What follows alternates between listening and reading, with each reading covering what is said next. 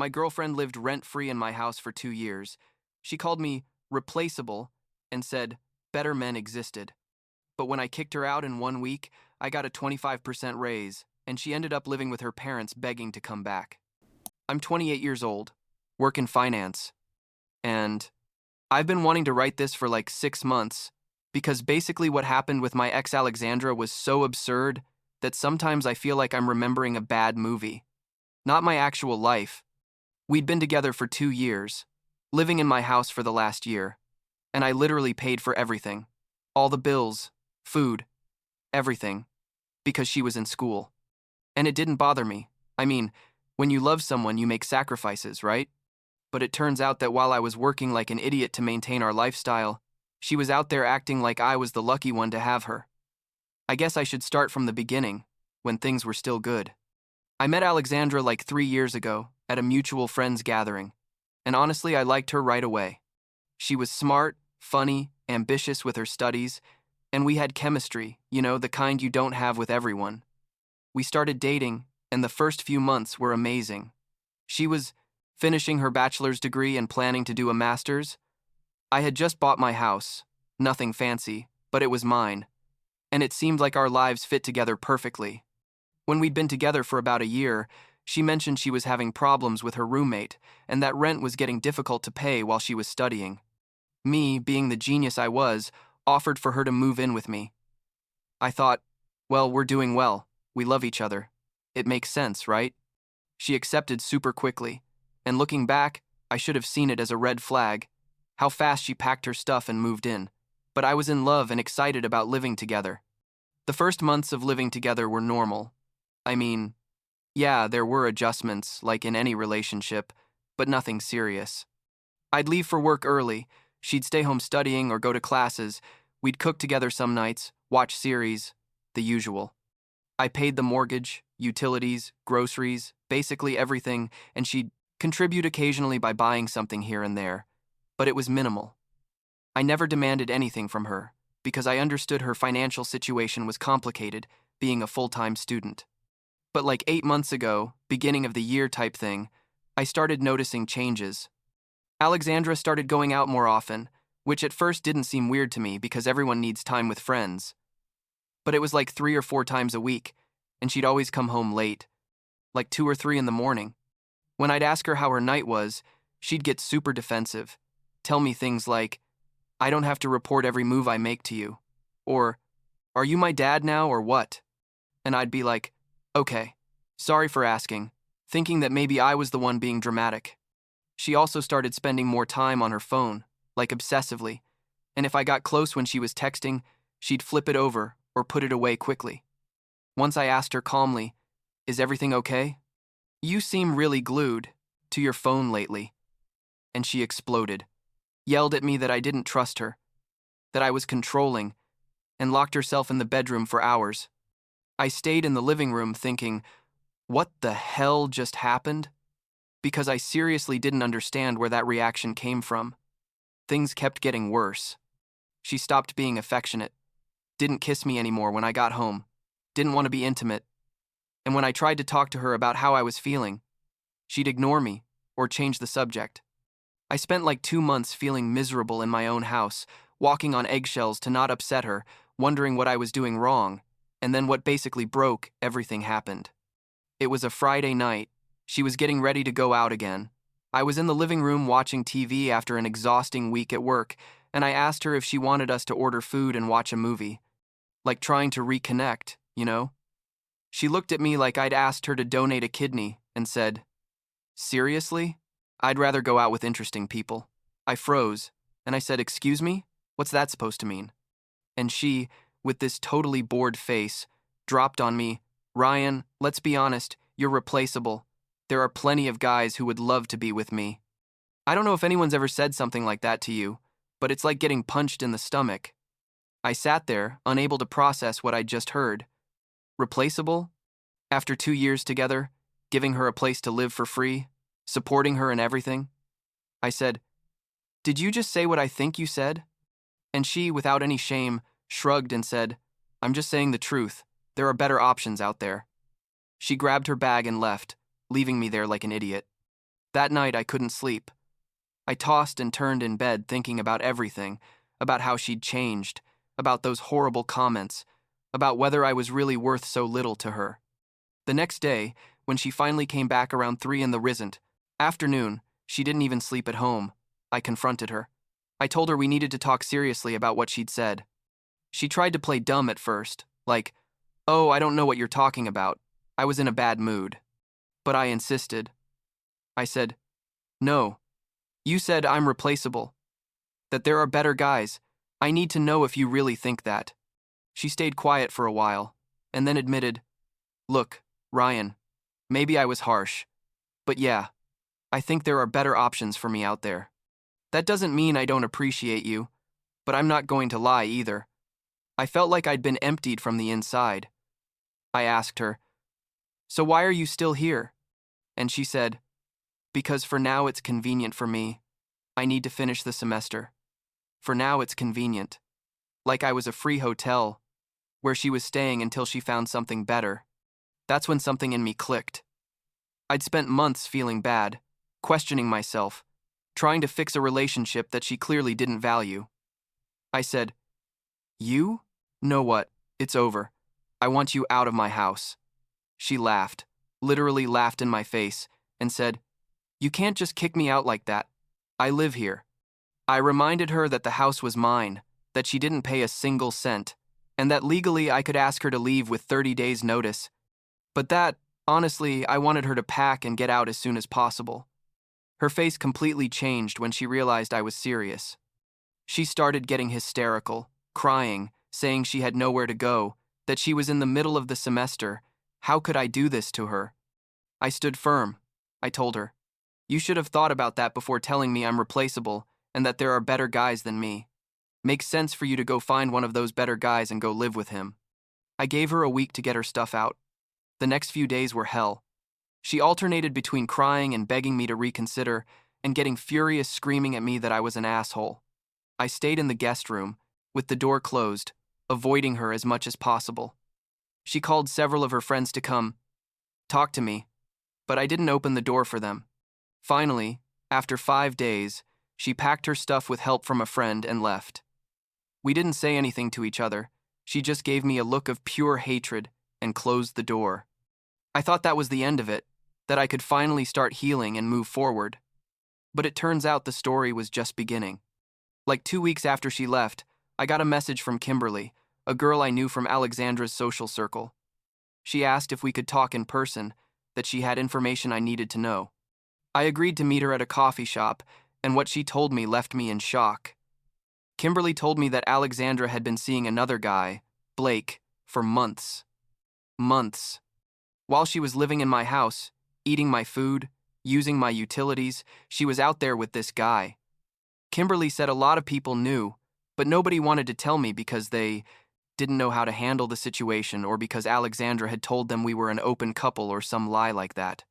She showed me screenshots of conversations where Alexandra literally made fun of me, saying things like, "He doesn't even suspect anything. It's so convenient to have everything paid for while Blake and I go out." I couldn't believe it. I mean, I knew things were bad, but this was another level of betrayal. I thanked Kimberly for telling me the truth and went home feeling completely destroyed. I spent that night drinking more than I should, staring at the ceiling, wondering how I could have been so blind. All the late nights out, the phone secrecy, the emotional distance, it all made sense now. But wait, because the story gets better. Turns out Blake, the guy Alexandra cheated on me with, didn't know she was living with me. She'd told him she had her own apartment and that she was financially independent. When he found out through someone else that she'd been living for free in my house this whole time while they were dating, he dumped her. Cameron, a mutual friend, told me that Blake confronted Alexandra, telling her she was a liar and a user, and that he wanted nothing to do with her. Instant karma. And I'm not gonna lie, it gave me enormous satisfaction to hear that. But Alexandra didn't give up that easily. Like a week after the Blake drama, she showed up at a coffee shop where I was working on my laptop on a Saturday. She sat down across from me without warning and started with, "We need to talk." I told her, "We have nothing to talk about, please leave." She insisted, crying, saying she made mistakes but that she loved me and we could fix it. I laid out everything Kimberly had told me about Blake, about the months of lies. Her face went pale. She tried to justify herself, saying things like, I was confused. Our relationship was in a bad place. Blake gave me attention you didn't give me. I said, I don't care about your excuses. You cheated on me while living in my house, eating my food, and using my resources. And on top of that, you told me I was replaceable. You made your bed, now lie in it. Literally. People in the coffee shop started looking at us because I'd raised my voice without realizing it. I grabbed my stuff and left, leaving her there crying. You'd think after that she'd leave me alone, but no. Alexandra started showing up at my house at different times, sometimes alone, sometimes with friends, ringing the doorbell, yelling from outside for me to talk to her. One time she showed up at 11 at night with 2 friends, all kind of drunk, yelling my name. My neighbors started complaining. I had to call the police a couple times to get them to leave. It was exhausting and honestly scary, because I didn't know how far the situation could escalate. I blocked her number, her WhatsApp, all her social media, everything. I consulted with a lawyer about whether I could get a restraining order, but they told me I needed more evidence of harassment or direct threats. I started documenting every time she showed up, taking photos and videos like the lawyer recommended, just in case. And then, Alexandra did something that I think was her most desperate and pathetic move. She started telling people that I was the controlling one, that I wouldn't let her go out, that I was emotionally abusive, and that's why she'd broken up with me. She literally flipped the story completely. Some acquaintances who didn't know me well started looking at me weird, and a couple people confronted me about the rumors they'd heard. Fortunately, most of our close friends knew the truth. Taylor, a mutual friend we'd both known since before we started dating, set things straight when Alexandra tried to sell him her version. He told her straight up, Alexandra, everyone knows Ryan dumped you because you cheated on him and treated him like garbage. Stop lying. Several other friends did the same, defending me publicly and cutting contact with her because they were tired of her lies. Meanwhile, Alexandra's life started going downhill in ways I couldn't have even imagined. Cameron kept me updated because he was still friends with some people in Alexandra's circle. Turns out after she left my house, she went to live with a friend, but that friend kicked her out after 2 months because Alexandra wasn't paying her share of rent or buying food or anything, basically trying to do the same thing she'd done with me. Then she tried staying with another friend, and same thing. They kicked her out for freeloading. I also found out her grades tanked.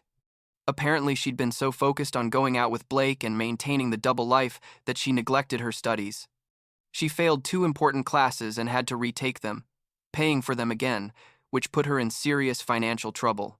Her plan to do a master's basically evaporated because her grades were no longer competitive and she didn't have money to pay for it. Like a month after we broke up, I got an email from her. I know because even though I blocked her number and social media, I hadn't blocked her email. It was long, like 2 pages, basically begging me to give her another chance. It said she'd realized she made the worst mistake of her life, that I was the best guy she'd ever had, that she'd do anything to fix things. That she'd been going to therapy, doubt it. That she was a different person now, all that manipulative shit. I didn't respond. I didn't even finish reading the whole email. I deleted it and went on with my day. Because honestly, at that point, I was already in a completely different stage of my life. Because while Alexandra's life was falling apart, mine was improving in ways I never expected. Like 2 months after we broke up, I got a promotion at work that I'd been chasing for years. It came with a considerable salary increase, like 25% more than I was making, and new responsibilities I'd wanted. My boss told me he'd noticed my dedication and that he trusted me to lead important projects. It was amazing, and I celebrated with my friends who truly supported me through all the shit with Alexandra. With the extra money and the free time I now had without a toxic relationship consuming my energy, I decided to do things I'd postponed. I took 2 weeks vacation, something I hadn't done in years, and traveled to Colorado to hike and disconnect. It was exactly what I needed, being in nature, away from the drama, just me and my thoughts. I came back feeling renewed, like I was finally coming out of a fog. I also started dating again, Nothing serious, just meeting new people and remembering what it was like to have conversations without drama or manipulation. I went on some dates that were okay, others that were funny disasters, and some that were really nice. It was refreshing to realize there are women out there who are honest, respectful, and don't see relationships as convenient transactions, Cameron told me. That Alexandra tried to reconnect with Blake after her life started going to hell, trying to get back together with him. He completely rejected her, told her he didn't want anything to do with someone so dishonest. She also tried contacting Logan, my best friend, asking him to talk to me on her behalf. Logan told me about it laughing, saying he'd told Alexandra to get lost and stop using people to get to me. Weeks turned into months, and my life kept improving. I started going to the gym more regularly, lost like 15 pounds I'd gained from the stress of the relationship, and felt physically better than I had in years. I reconnected with hobbies I'd abandoned, started playing guitar again, something I hadn't done since college. My friends commented on how different I looked. Lighter, happier, more myself. At work, they offered me to lead a big project that could position me for an even bigger promotion in the future. I accepted without hesitation. The financial security I had now, without funding someone else's life, allowed me to start seriously saving and investing. For the first time in years, I felt like my life was going in the right direction. Like 5 months after the breakup, I started going out with someone new. Sarah, a woman I met through work. We're taking things slow, learning from my past mistakes. She has her own apartment, her own successful career, and has never made me feel like an ATM or a convenience. Our conversations are real, we laugh together, and there's a mutual respect that I never had with Alexandra. I don't know if this will turn into something serious long term, but for now, I'm enjoying being with someone who values me and contributes equitably to the relationship. The last update I had about Alexandra was like 3 weeks ago. Cameron told me she's basically living with her parents now, working at a retail job she hates to pay off her debts from the classes she had to retake. She lost touch with most of her friends because they got tired of her drama and her lies. Apparently, she's still trying to rebuild her life, but she's struggling pretty hard. Part of me, a very small part, feels some pity because falling that low must be tough, but most of me just doesn't feel anything. It's like she's a person from my past who no longer has any power over my present. I still have her blocked on everything, and I plan to keep it that way indefinitely. I have no interest in knowing how she's doing or having any kind of closure or conversation. For me, that chapter is completely closed, and I'm perfectly happy with that. I learned a ton from this whole experience, about red flags in relationships, about not losing myself trying to please someone who doesn't respect me, and about the importance of valuing myself enough to walk away from toxic situations. Last week, my boss mentioned the possibility of me taking on an even bigger leadership role next year. I'm seriously considering it. I'm also thinking about buying an investment property with the savings I've accumulated. Life is weird. 6 months ago, I was at my lowest point feeling like trash in my own house, and now I'm at the best point of my adult life. I guess sometimes the worst things that happen to you end up being exactly what you needed to get where you should be.